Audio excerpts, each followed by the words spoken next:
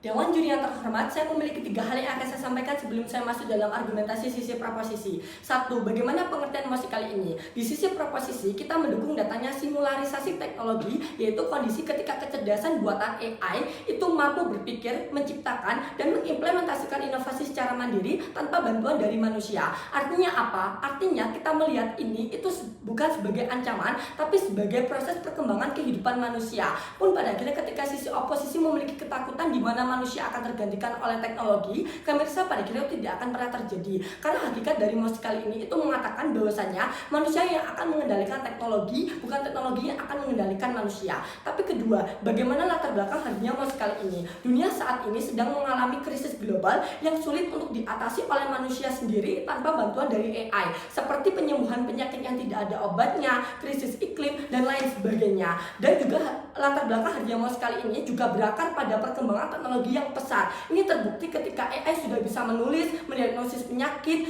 hingga mengendalikan sistem transportasi misalnya. Dengan hal ini manusia itu memiliki kekhawatiran dan harapan bahwa suatu hari AI itu akan mencapai titik singularisasi itu sendiri. Sehingga manusia ini tuh hadir sebagai pertanyaan sikap kita. Apakah kita akan menolak ketidakpastian itu atau justru mendukungnya sebagai kesempatan untuk kemajuan itu sendiri? Kami sebagai sisi proposisi mendukung dengan sadar akan implikasinya apa. 2 hal. 1 yaitu kita akan lebih siap mengarahkan AI sebagai hal yang positif. 2, dunia akan lebih mengembangkan inovasi, terutama dalam bidang kesehatan dan bidang lingkungan. Mengapa 2 hal ini? Karena di status quo hal ini yang sedang membutuhkan inovasi lebih. Mekanismenya bagaimana? 3 hal. 1 yaitu kerangka hukum internasional yang mengatur arah perkembangan AI itu sendiri. Ini dilakukan supaya AI itu tidak mengendalikan manusia, tapi manusia akan mengendalikan AI. Dan AI dapat digunakan sebagai hal yang berbau kemanusiaan, bukan untuk eksplorasi ataupun perang itu sendiri. 2, yaitu kolaborasi manusia dengan AI. Karena pada akhirnya AI itu sebagai kopilot bukan pengganti. Sesimpel dokter merumuskan dan bertindak untuk mengoperasi, tapi AI memberikan analisis sepercepat misalnya, sehingga pusat pengambilan keputusan itu tetap ada di manusia.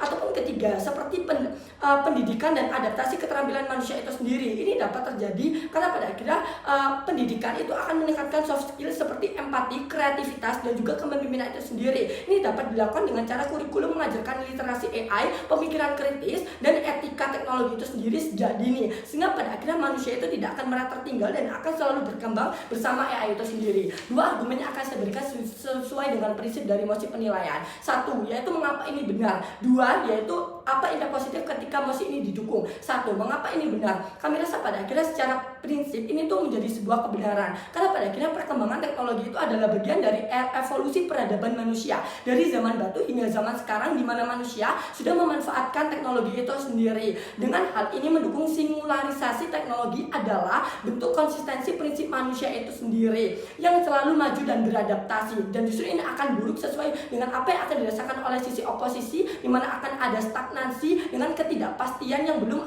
bisa dipecahkan itu sendiri. Kedua, yaitu impact positif yang akan kamu rasakan ketika kamu mendukung harga emosi kali ini. 1, yaitu kemajuan ilmu pengetahuan dan kesehatan. Ini bisa terjadi karena AI dapat melakukan penelitian yang banyak dan cepat. Contohnya seperti AI menciptakan obat untuk penyakit yang selama ini tidak ada obatnya, kayak kanker stadium lanjut. Impactnya apa? Harapan hidup manusia itu akan meningkat drastis, penyakit mematikan itu bisa dicegah, dan kualitas hidup akan jauh lebih baik. Sedangkan yang akan terjadi di sisi oposisi karena mereka menolak demo sekali akan banyak sekali urgensi di status quo, seperti kompleksnya data yang terlalu besar, biaya dan waktu penelitian yang masif yang harus ditanggung oleh sisi oposisi. 2, yaitu solusi krisis global. Dengan AI yang memiliki daya hitung yang luar biasa, dapat mencapai solusi efisiensi untuk masalah kompleks seperti krisis iklim, energi, dan pangan. Contohnya seperti AI mengurangi krisis emisi karbon sistematis, menciptakan energi bersih baru, dan mengelola sistem distribusi pangan agar tidak ada negara yang kelaparan lagi misalnya. Sehingga pada akhirnya Dewan Juri implikasinya